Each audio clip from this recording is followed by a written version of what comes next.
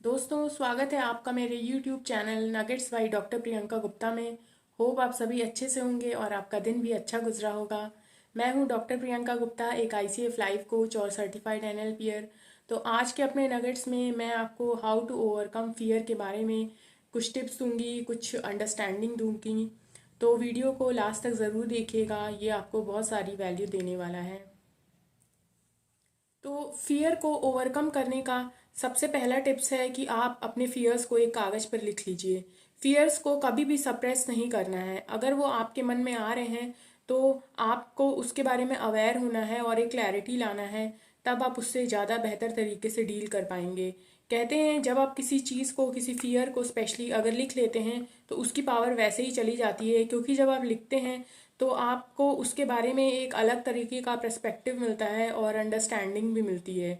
कई बार फियर्स जो होते हैं वो हमारे ओवर थिंकिंग का भी परिणाम होता है, तो अगर आप उसे लिख लेते हैं तो आपको एक क्लैरिटी मिल जाती है और फियर से ओवरकम करने के लिए आपको ये टिप्स काफ़ी हेल्पफुल होती है। फ्रेंड्स, फियर के बारे में दूसरी टिप्स है face it to manage it. अगर आप फियर को अपने फेस कर लेते हैं तो आप काफ़ी हद तक उसे मैनेज कर लेंगे। कई बार होता है कि हमें ऊंचाई से डर लगता है या हमें अपने बॉस को फेस करने में डर लगता है, लेकिन अगर आप उसे फेस कर लेते हैं तो वो डर आपका गायब हो जाता है। और ऐसे ही अगर आप धीरे धीरे उस चीज़ को फेस करते रहेंगे तो उस चीज़ के बारे में आप कॉन्फिडेंट हो जाएंगे और फिर आपको उससे डर नहीं लगेगा।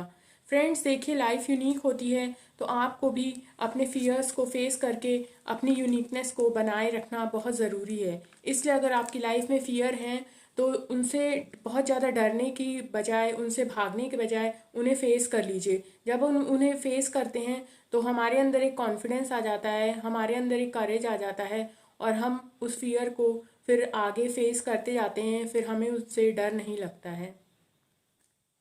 Be aware about your emotion.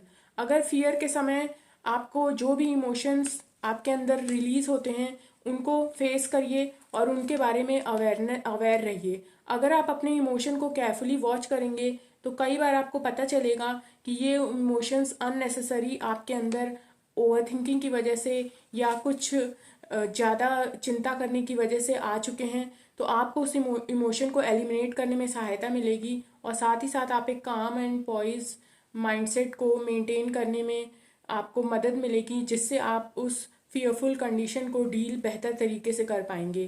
क्योंकि अगर आप फियरफुल कंडीशन में स्ट्रेस और एंजाइटी में चले जाते हैं और उसी इमोशंस को लेकर अपने अंदर बैठ जाते हैं तो ऑफकोर्स आपको उस फियरफुल कंडीशन से डील करने में काफ़ी दिक्कत होगी।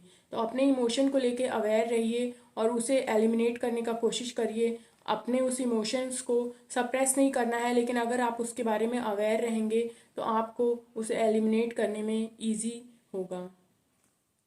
फ्रेंड्स, फियर का सबसे अच्छा जो सल्यूशन है, जो मेरे लिए भी वर्क करता है, वो है बीइंग स्पिरिचुअल। अगर आप बहुत ज़्यादा स्पिरिचुअल हो जाते हैं अपनी लाइफ में तो कोई भी चैलेंज या कोई भी दिक्कत आपको बिल्कुल ब्रेक नहीं करेगा, आप उसे फेस कर ही ले जाओगे। मेरी लाइफ में स्पिरिचुअलिटी ने काफ़ी अच्छा रिजल्ट दिया है। तो मैं यही कहूँगी, आप जिस भी इष्ट प्रभु को मानते हैं या जिसे भी मानते हैं उसमें आप बिलीव रखिए। एक हायर पावर में, एक यूनिवर्सल फोर्स में अपना फेथ और बिलीव रखिए। क्योंकि जब भी आपके अंदर फेथ और बिलीव होगा तो कोई भी कंडीशन, चाहे वो कितनी भी चैलेंजिंग हो, आप उससे डरोगे नहीं, बल्कि आप एक सोल्यूशन ओरिएंटेड वे में सोचना शुरू करोगे और आप उस कंडीशन से एक बेहतर तरीके से निकल पाओगे। फ्रेंड्स, अगर मैं सम अप करूं तो लाइफ में हमारे पास दो तरह की कंडीशन होती है।